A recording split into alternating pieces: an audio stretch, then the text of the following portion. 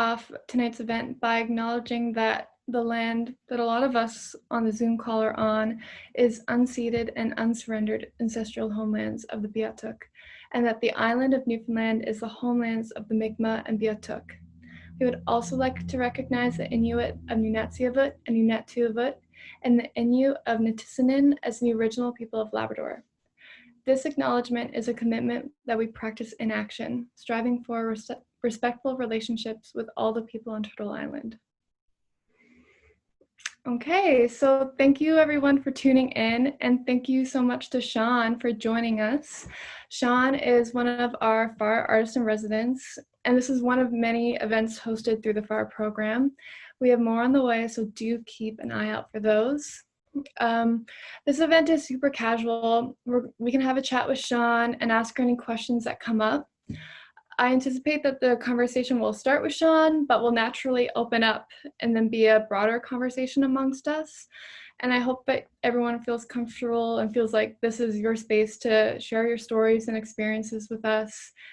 It's a tangent-friendly Zoom call, so we don't need to stay on topic. Please feel free to jump in at any time at all. I would like to start off by reading a bio, or Shawn's bio, not just any bio, just to get us started. Shawn O'Hagan was born in Toronto and moved to Newfoundland in 1975. She lives and works on the west coast of the island, dividing her time between her house in Corner Brook, her cabin in the Bay of Islands, and she has a BFA from the University of Guelph, a B.Ed in art from the University of Toronto, and an MFA from the University of Waterloo. She's worked with many processes and materials for the past 15 years and has concentrated, she's worked with many processes and materials, and for the past 15 years has concentrated mostly on textiles. She's exhibited her work in solo and group shows, mostly in the Maritimes, and her work can be found in many collections, including the Canada Council Art Bank. So, Shawn, I'll start off by asking the first question. You mentioned in the video that the first rule that you broke was to take yourself seriously as an artist, and despite actively creating, it seemed like you struggled to continue to see yourself in that light, especially when you were caring for young children.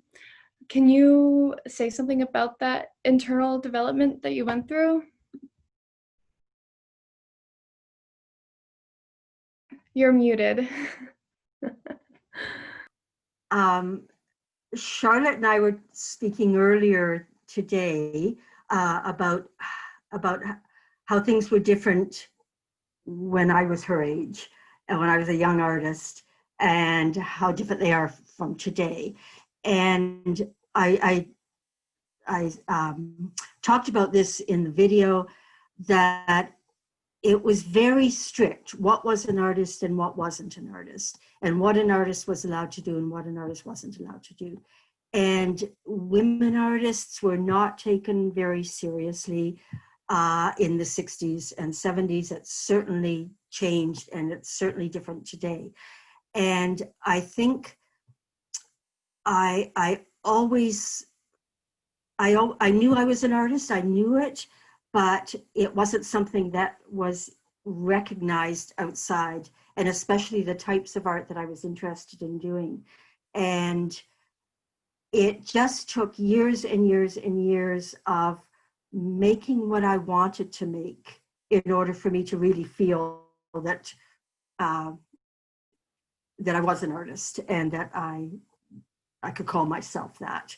And it was, I'd say, about 15 years ago when I switched from painting as my main production to textile work, that I actually stopped calling myself an artist again, because suddenly it just didn't seem to fit, or it didn't seem to be important. And I'm more comfortable now with the term maker, because I know that everything I do, everything I pick up, I've got right here, I've got, in case there was a lull in the questioning, I'm knitting a sock. Yeah? Everything I touch, I do it artistically, because I'm the same person, whether I'm working with paint, whether I'm working with old wallpaper that I'm putting into my collages. It doesn't matter anymore.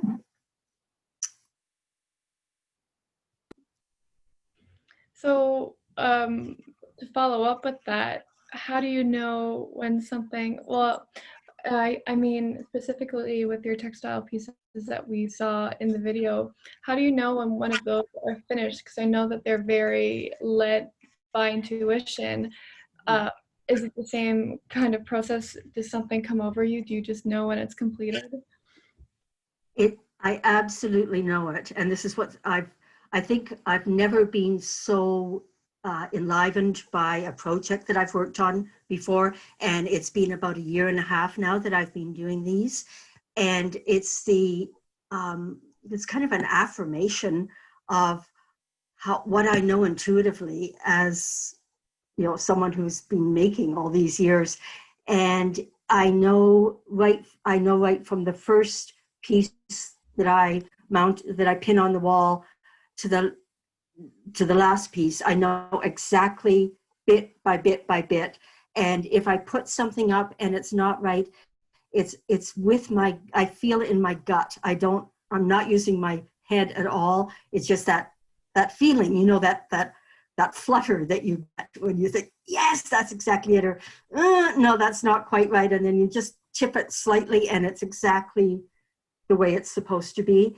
And when I put the last piece on, I know that that's the last piece. And I don't have to question it at all. And I think it's just, it has made me love being in the studio. It's made me love every day that I start one or every day that I pick it up. I just love doing it because there isn't angst. I'm not, I'm not trying to force something, and I'm not questioning it. And even the ones, because I'm doing so many, there are some that I'm not as fond of, and I've decided to let them go. They don't all have to be my favorite, because I picture them eventually being, I picture them as this almost a swoop of swallows on a wall, where they're kind of not carefully placed, but placed as birds place themselves when they're doing that dance. And that's how I see it. And they don't all have to be perfect. Like some, for me, will always stand out. They don't all have to. So I've kind of let go of that feeling of, oh, it has to be just right. And I can't let this out of the studio unless it's just right. And often it is the ones that I'm not that fond of that other people will react strongly to. So, it's kind of like I'm making them for everybody. Interesting. And maybe that's something that we can come back to and talk about, because I'm sure there's lots of artists in this chat right now. Just that that knowing when to stop. I personally have have struggled with that, knowing when to stop, and to hear you speak, oh, I know exactly when to stop, don't need to think about it. I'm like, very envious of that quality. But of course, you've had years of practice, so. Yeah. And I think it was really saying to myself that I have to be confident. I have to, be confident in what I know, because I have put 50 years into it and learned so much. And I've gone through so much that if I don't have confidence now, when will I have confidence? And it was just that, okay, just let it happen. Just let it happen. And it has. And as I say, it's just been a joyous experience because of that. And most art making isn't, I think. Yeah. I wanted to talk about, you said that you've been doing this for, or at least you told me earlier, I'm not sure if you said it in this chat, but you've been doing these particular pieces for about 1.5 years, and you made 300 of them, doing them every day, repetitively, which led to an injury. And I was just wondering if you could share like how your injury, um, well, how it affected your immediate art making, and also um, the responses that you had to your body kind of rebelling against what you wanted it to do. Yeah, it's a difficult thing to come up against, but every artist is going to, if you're not there yet, it will happen. And all I can do is advise you to pay attention to it now. Like if there's something that's beginning to, keep you awake at night, or, you got to figure out what's causing that, and you've got to pay attention to it, and you've got to treat it. I think I'm very fortunate that it's only now that this has happened to me. For many years, up until about 4 years ago, I had a business. I hand spun and hand dyed yarn, and that's how I was supporting myself. And I could spend 12 hours a day at the spinning wheel, and I had no problem doing that. Like everything seemed smooth in that process, and I did that for about 10 years. And when I switched to what I'm doing now, I think it's tiny, tiny repetitive stitches, and I can sit literally for 4 hours without noticing that the time has passed. And I think I was kind of tensing myself as I was doing it, although it's very relaxing and I love doing it. I think I must have been doing something with my body. So I ended up with a shoulder injury. And what happened was that when I first had it, I went through 6 months of therapy that wasn't covered. So it becomes very expensive, but I was really resisting not getting a cortisone shot. I don't want that. I don't want that. And then finally, like, I just couldn't afford to keep going to therapy. And so I went to my doctor and he gave me a shot. And 2 days later, perfect. And then, of course, because I didn't stop what I was doing, I feel good now. I can keep going. And in fact, I could work bigger and I could do this and I could work longer. And then, of course, it came back again. But it came back during the pandemic, and I wasn't able to get to my doctor. And I knew that if I continued to do what I wanted to do, it would it's a shoulder impingement injury, and I knew it would just get chronic. It would probably freeze, and I would probably have to have surgery. So I also felt that I'm going off, but if that's, jump in, please, anybody with a question. But what happened was I didn't feel right about making this work during the pandemic. I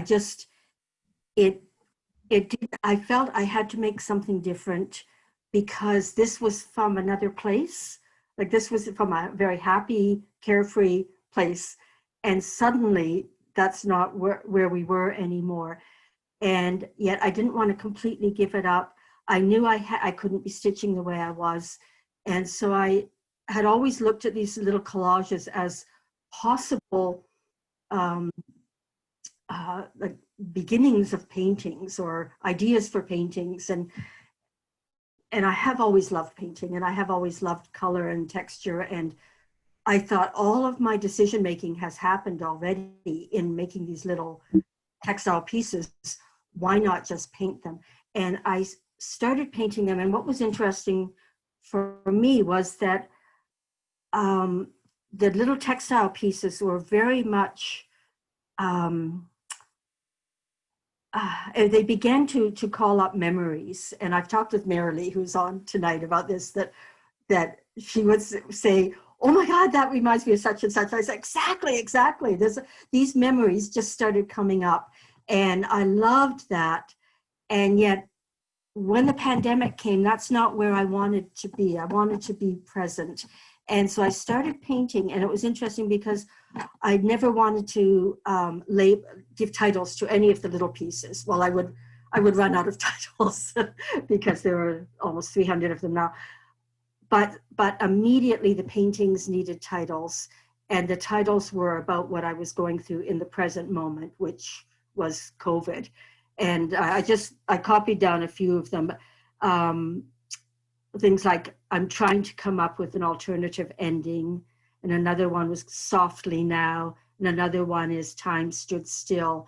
And they were all, as I was working on in my head, well, I usually was listening to updates on COVID on the radio and painting, and this is where my head was. And so they became something very much about the pandemic. So when I look at these paintings now, they are an extension of this bigger project, but they aren't. They're a very separate body of work. Yeah. Anyway, that was a long answer to it. I can't remember the question now. But I have a question for you, Shawn. yes. I'm just considering your work that we just viewed, and it's very unique and extraordinary, and I'm just in love with it. And I'm just wondering, everything that you said coming from this type of art world that you grew up with, do you remember what it was like the first time that you made one of these collages? I guess that it probably wouldn't have been so long ago, but like, what inspired you and what was the moment like in which you started building this first piece that you would have done that would have been like this, and just, yeah, where was your inspiration, and how did it feel as you were going through making it and then coming to that affirmation that you felt at the end? Yeah, I think I want to go back 20 years. Okay. Because I had been a painter, and that's what I studied as an undergraduate, and that's what I ended up continuing to do, and then went back and did my master's, and I ended up, like, my final show was painting, and came out of that. And I had, at that point, considered that my path would be that I would be teaching, and I would be teaching at the university. And I had been doing it sessionally, and then it just did not work. And that was a very difficult decision for me to make, to back away from that, because I thought I had been heading along that path for a long time. And I actually got quite depressed. And it just so happened that I had been offered my first residency at Terra Nova National Park. And this was the first time that they had an artist. They didn't quite know what to do with me.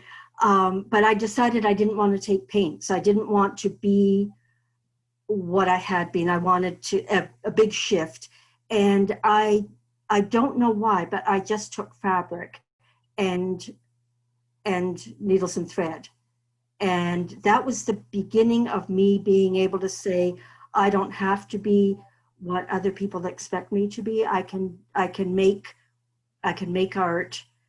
I could go wherever I want and make whatever I want. And that was the very beginning of that. So and then since, like, I did start at that point with kind of applique collages, and then that moved into rug hooking, which I did for a number of years. And I did huge comforters that were all hand stitched also. And I just went from one textile to another, started up the business of, I've always been a knitter, and I wasn't finding the type of kind of funky wool that I wanted to knit with. And so I realized I had to learn how to make it myself. And that turned into quite like a business that carried me for about 10 years, so that I didn't have to have other jobs. And the whole time I was continuing to make other work. But I think it's just, I love, and this has been interesting. This whole residency is not at all what I thought it was. Well, I didn't even know what it was going to be like. How do you do this? But it has really, I have really been looking back a lot.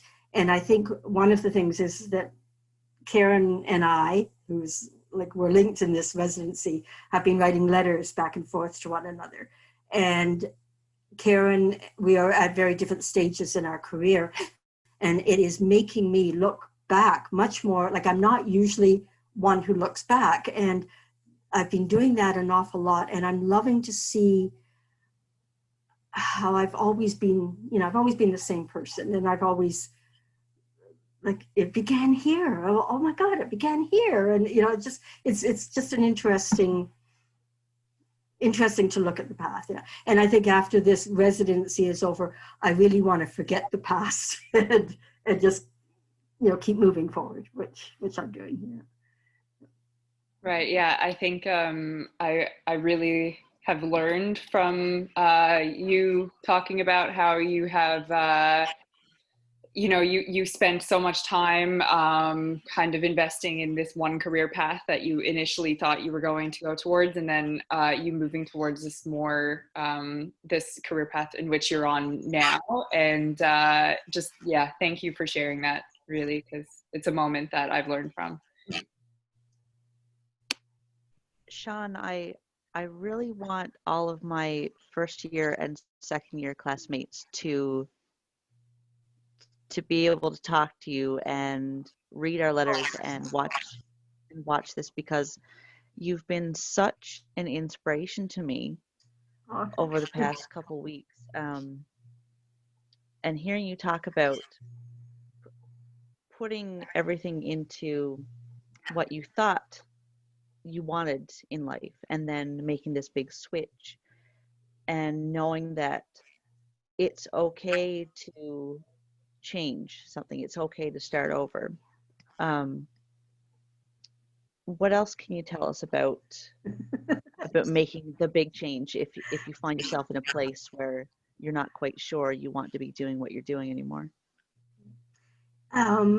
You've got to trust yourself, and yeah, that's it. You've just got to trust. If it's not feeling right, it's not right, and it's not easy. Like, none of these big changes are easy.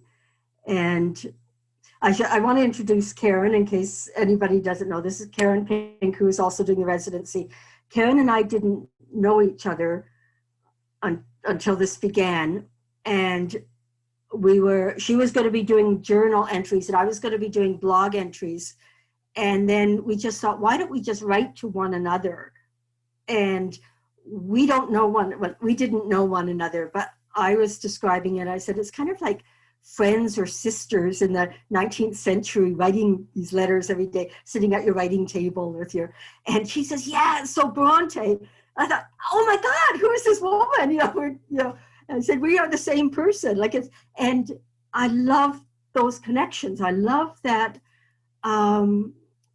it never has anything to do with age. It's kindred spirits. It's absolutely, you find the people who speak the same language as you do. And it's so healthy, I think, to have people of different generations coming together. And I guess must be like that in every field, but I just feel artists are so special, and we all speak the same language, and we have to keep talking to one another. And I can't give up on the 20-year-olds, and you can't give up on the 70 or 80-year-olds. We have to just keep this dialogue happening, because we have a lot to share and a lot to learn. And this is what made me so excited about being paired with you. Was I have so much to learn. I have so much to learn about what it's like now compared to what it was like, 40, 50 years ago. I hope that we can continue to write to each other even after this. I know. We will. It's so much fun. Start letter writing again. Oh, I love it. Yeah. Hi, Shawn. I guess speaking of kindred spirits and all, Shawn actually taught me in high school. So we go way back. It's a few years ago. I guess, first of all, I really appreciated the autobiography, the autobiographical elements in the piece with your sort of abstract forms that were really evocative, and we're kind of telling another story, like a visual story. And I love that. I love hearing your voice over the pieces. It kind of animates them and layers them in a way that I think makes the work just really expand. I guess the question I have for you is just, I know your process is really, it's additive and subtractive. What inspires you to first begin a piece? And as you're working on them, are you working on multiple pieces or one piece at a time? Just want to get inside your head a little bit. How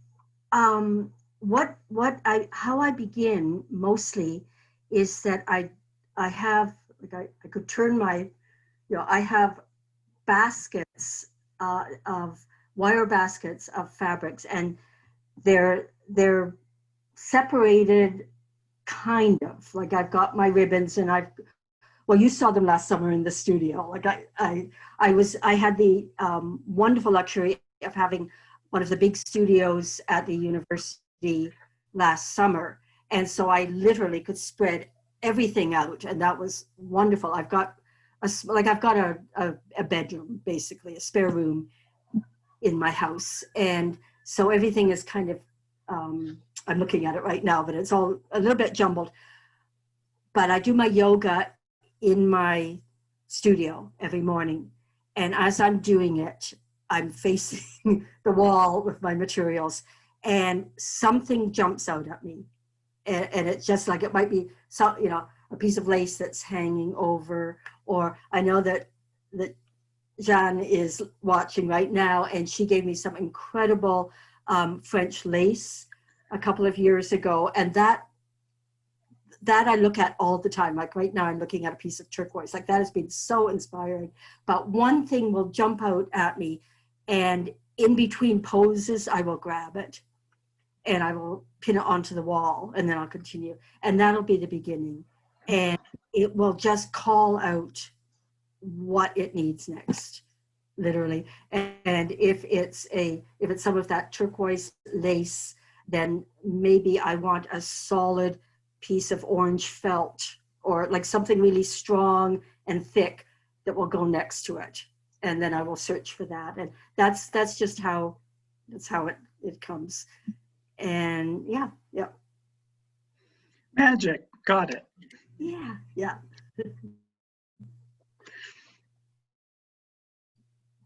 I have a question for you, Shawn. This is Daniel. Yeah, hi Daniel. Hi, I don't know if you remember this or not, but you actually did fill in and teach. You filled in for Barb Hunt and taught me a couple of courses back in university as well.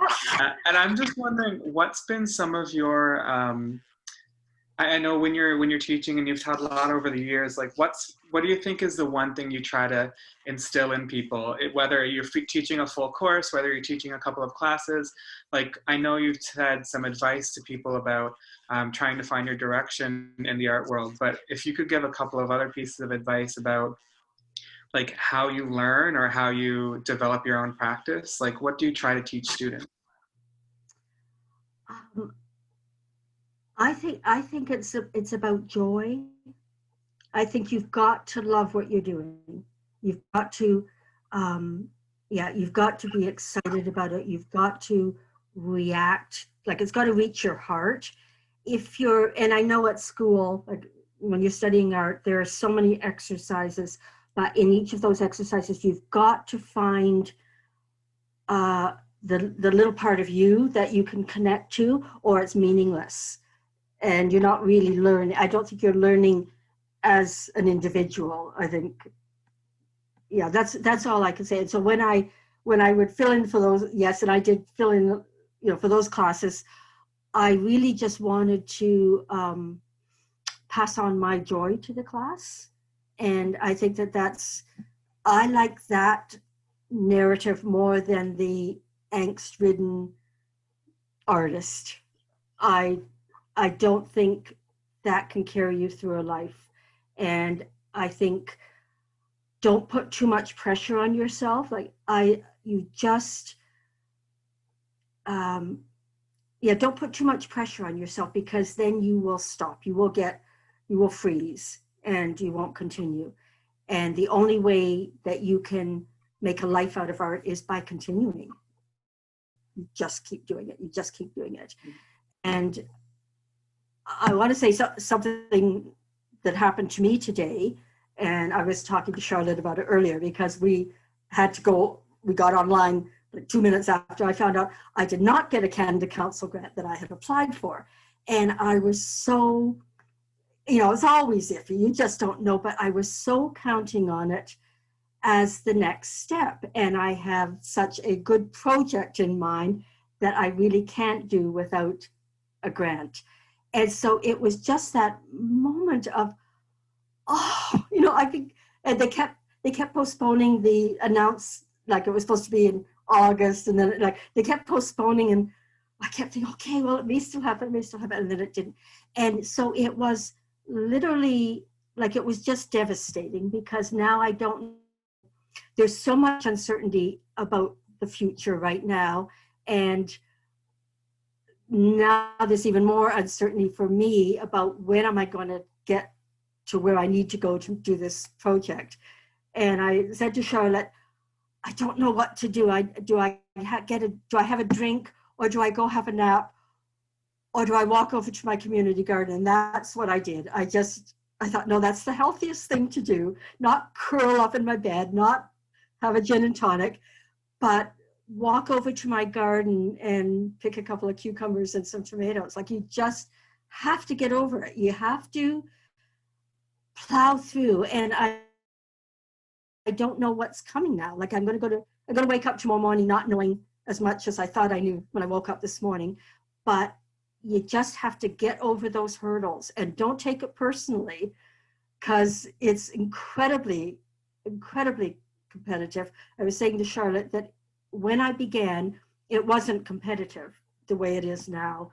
That usually when you applied for a grant, you got it, because there weren't a whole lot of us. And especially in Newfoundland, there were not many artists in the 70s and 80s.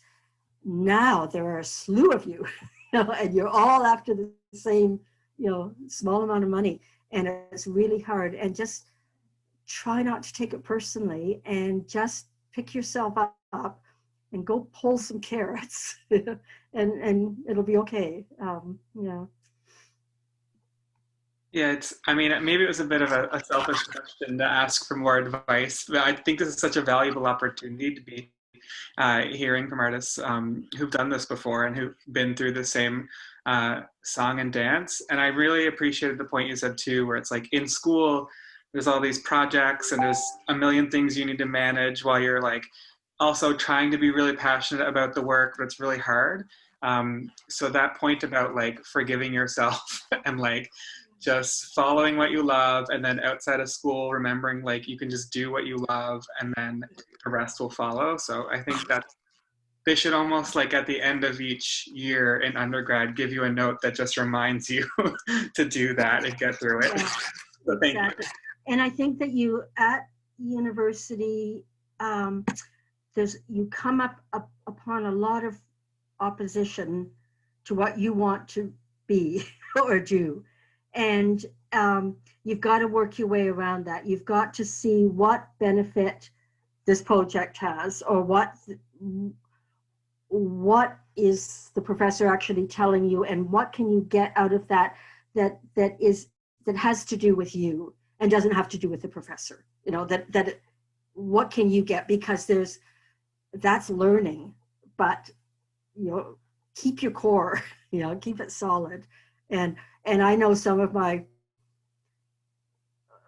I taught university courses for a few years, and some of my students, I didn't teach a thing to. I know I didn't, because they came in doing this and they left doing the same thing. And they've had a wonderful career out of it. So I was so wrong about, well, you can't keep doing that. And I was so wrong about that, because they came in knowing and they left knowing, and they're still doing it. So hang on, just hang on to the core. Yeah. I have a I guess an open question. I'm really interested in the massive changes that you must have witnessed over the past 45 years when you first got here. And I hope this isn't an impossible question to ask, but could you tell me what that was like, or the milestones that happened and how the art scene changed here in Newfoundland and Labrador? Well, I've always just lived on the West Coast, so I think that's really all I've known. And, you know, certainly my forays into St. John's, and most of my art connections are in St. John's, but I haven't lived in St. John's, so I never had that community. When I came, there were a number of artists in St. John's that were draft dodgers. Like, that's what was happening. And they were coming from the States. A lot of them ended up at NASCAD, and then some of them ended up in Newfoundland in some tiny communities. And one of the wonderful things that the university had at that time was an art extension program. So they were sending these artists out into the field. So Corner Brook got quite a few very good artists coming and giving workshops at that point. Another thing that the university had in the Arts and Culture Center in Corner Brook was an extension of their gallery. And for all of you guys on the West Coast, you know what the Arts and Culture Center is like. Half of that foyer was a gallery that was closed off, and there was a part-time person in the gallery, and we would get shows that were in St. John's at the Munn Gallery. Parts of those shows would come out here. So, and that was amazing. Like, you had to deal with the chlorine from the swimming pool, but you got to see what was happening in St. John's. So that was really good. And that was really sad when that all went.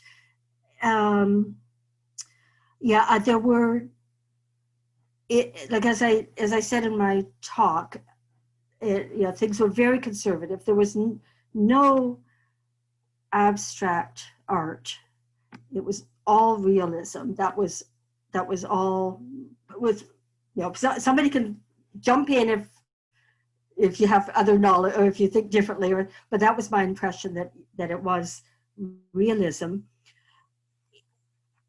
But the thing is that there were so few people that were making art that if anything was happening, you got to be part of it. So that the first the first solo show I had 2 years after I started painting again was at the Munn Gallery. You know, that just doesn't happen. You don't go from working in your dining room at a little easel to having a solo show at the equivalent of what the Rooms is now. And another opportunity I had was book illustration, children's book illustration. And it's something I had never thought, it had never entered my mind that I would do that. I loved children's book illustration. I have always been such an avid reader, and as a child, I really studied the illustrations because most children at that time, that was the only art that they were exposed to. And I met Al Pittman when I first moved here, and he had written a children's book, and he knew I was an artist and said, "Hey, do you want to illustrate this book?" And it was something I hadn't thought about, and something that would not happen now. Like, you go through, the author submits the story to the publisher has a bank of illustrators, they decide which is the right fit. That's how it happens. Not the author saying, "Hey, want to do that." And that began, I ended up doing 7 children's books while my children were little. And that would not have happened if I was living in a larger center. So there were opportunities that came up because there were so few of us. And it's when everything started. St. Michael's started, and Eastern Edge, started. And it was lovely to be at the beginning. Like, I was always a little bit outside because I wasn't in St. John's. but yeah, it was exciting to see all of that beginning, because there wasn't anything like that before that time, before the early 80s.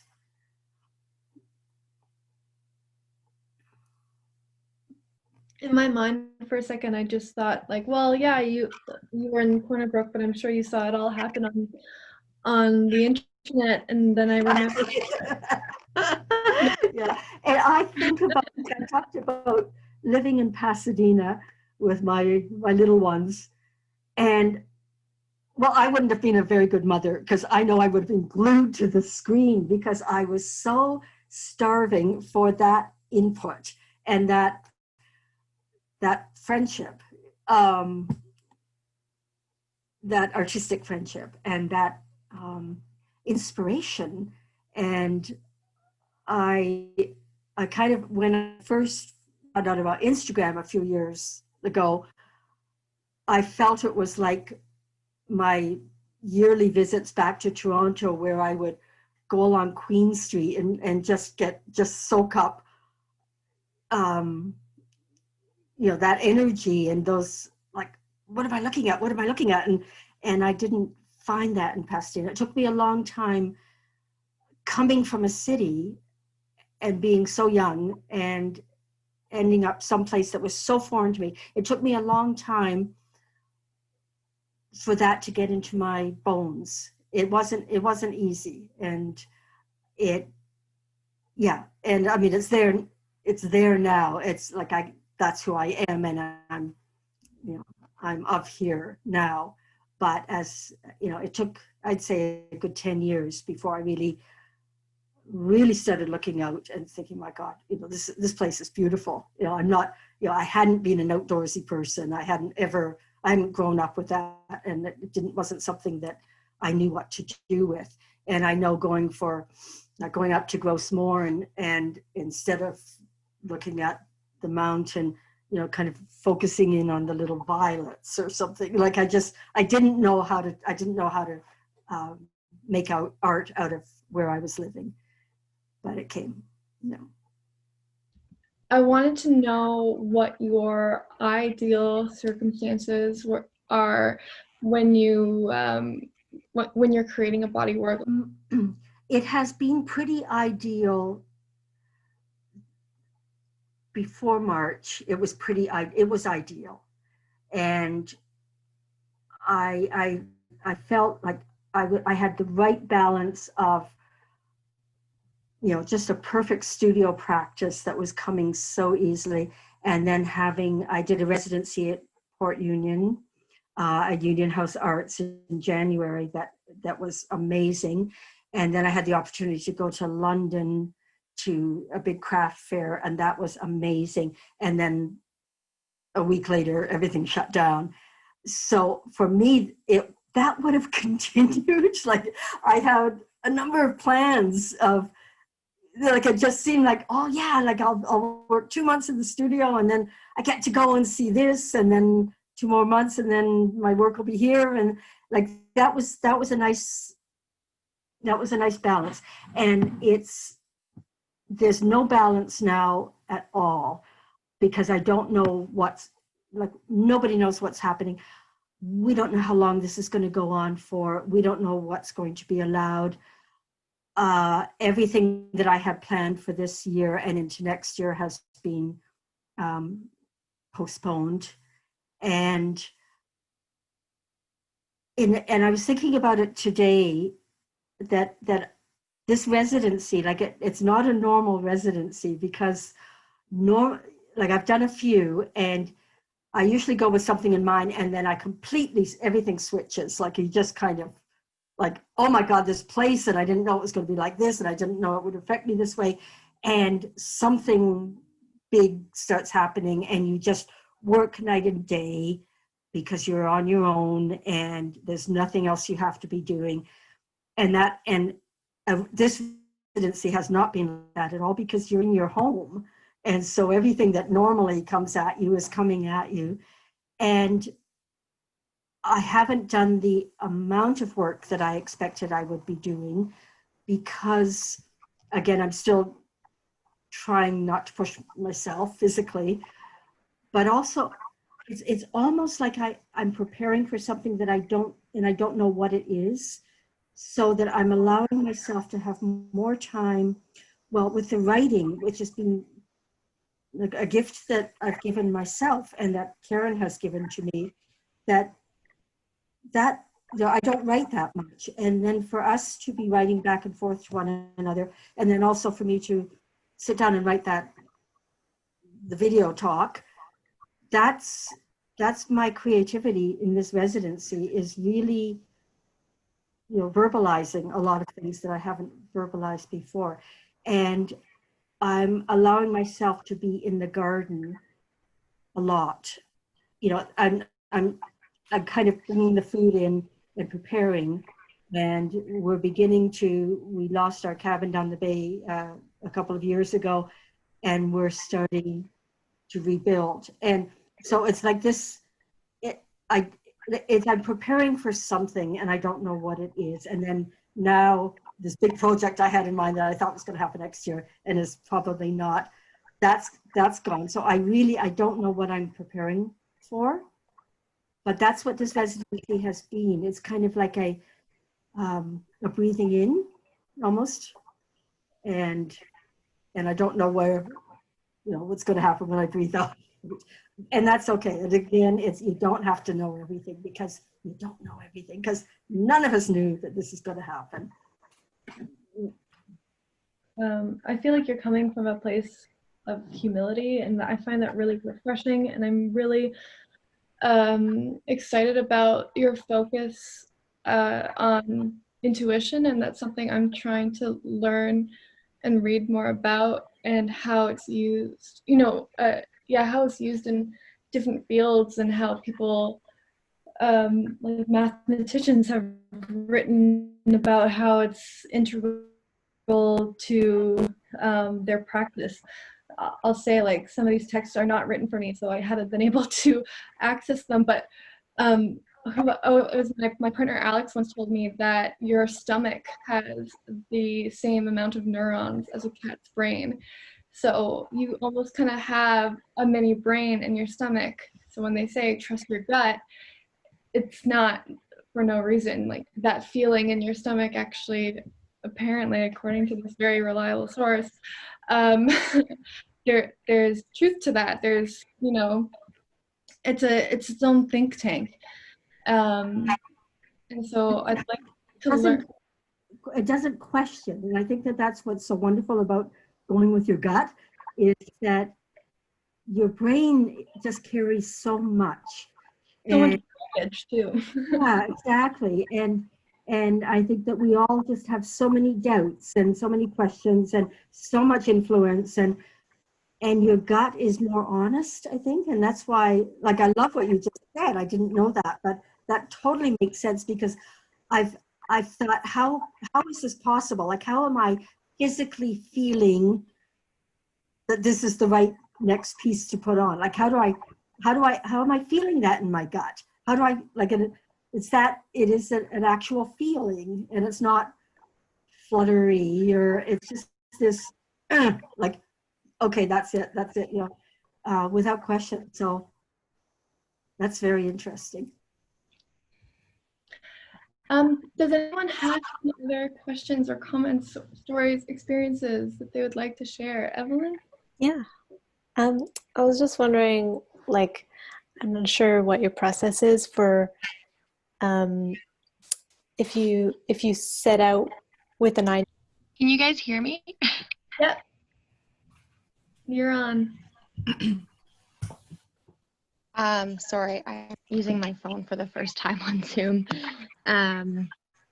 Yeah, I love these conversations about intuition and going with your gut, because it's quite interesting. As someone who just graduated from art school a year ago, it's been quite the process coming out of it. And because in art school, there's deadlines, and there's pressures to create and kind of have your ideas on the spot. And and for myself, it was almost like a forceful creativity. And I know that because of that, I didn't listen to my gut and, my intuition. Like and I know I would have been maybe a bit more happy with the work I created. But I just love, Shawn, that you're talking about that now, and it resonates with you, and it's quite inspiring to know that it's good. How is it for you now, like being a few years out? I'm getting a bit better. I didn't make anything, honestly, for about 6 months, because I felt like I still had that angst of like, I have to make something, what's it going to be? And then also the idea of, now you kind of mentioned it yourself, it's more competitive now, and kind of wanting to, kind of being still under that watchful eye, like, well, who's going to critique this and who's going to give me the feedback? But, the past, few months, ironically enough, with COVID, have been a bit more productive for myself, because I've kind of let go of some things. And then it's amazing how, I love how you said when you do yoga, you look at your wall and things just kind of happen to you. And I really resonate with that, because I will be in the house doing something and I'm not so focused with my brain on what it is I should be doing. And then the idea just pops in my head and I have to get paper and write it down. Like, I'm really allowing my brain to relax and just let my creativity come out, like kind of like your gut instinct. And yeah, I just really love how you talked about that. Yeah, and just let that grow, like really, cherish that and respect it, and let that be your guide. And I know how difficult it is first coming out of school. I just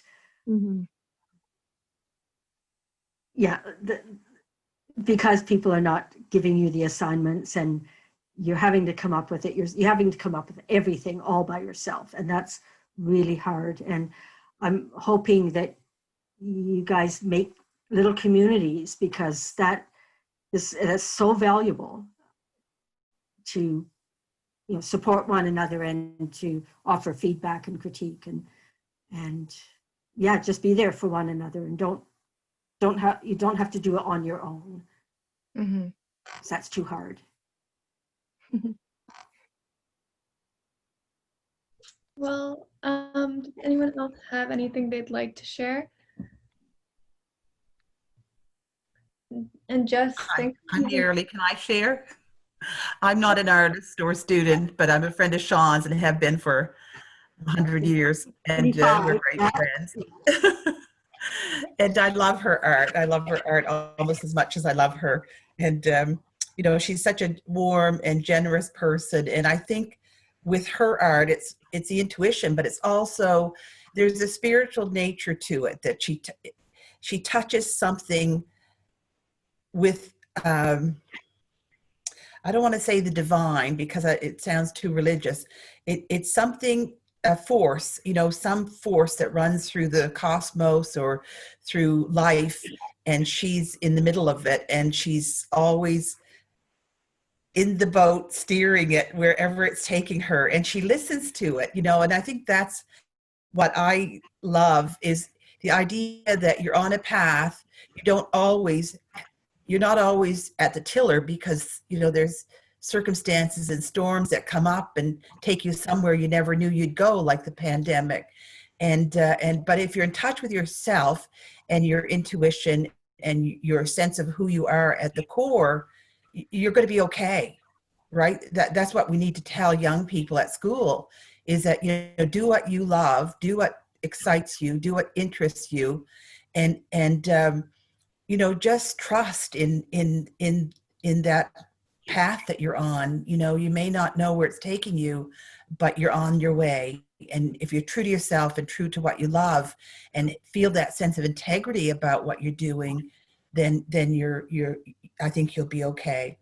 And if you want to see the exhibition Shawn was talking about, which I think is probably my favorite work of Shawn's, about the women artist, it's on the gallery. I was just looking at it on my phone, the Grenfell Art Gallery, and in too bad you couldn't see it in real life, but it is so beautiful and so meaningful. And I think it illustrates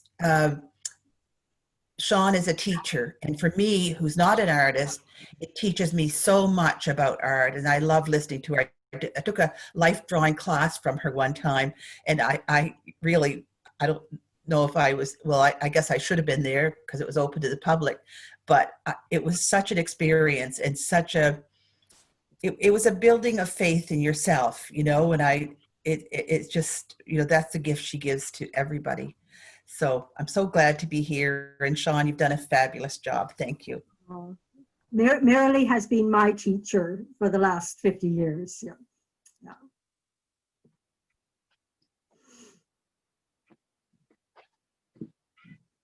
Wow, thank you so much.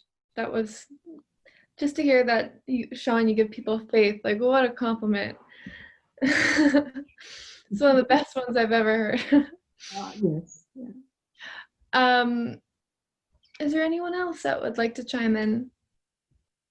I would just like to say that I thoroughly enjoyed this whole conversation, and it's been really inspirational to me.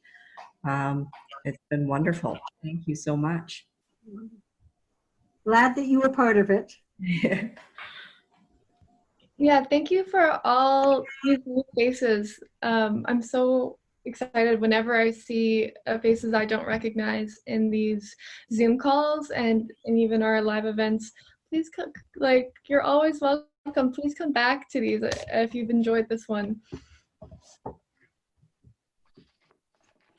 Well, unless anyone else has anything to add, I think we can wrap it up there. It's 8:42 where I am. How do you feel, Shawn? You feel good about that?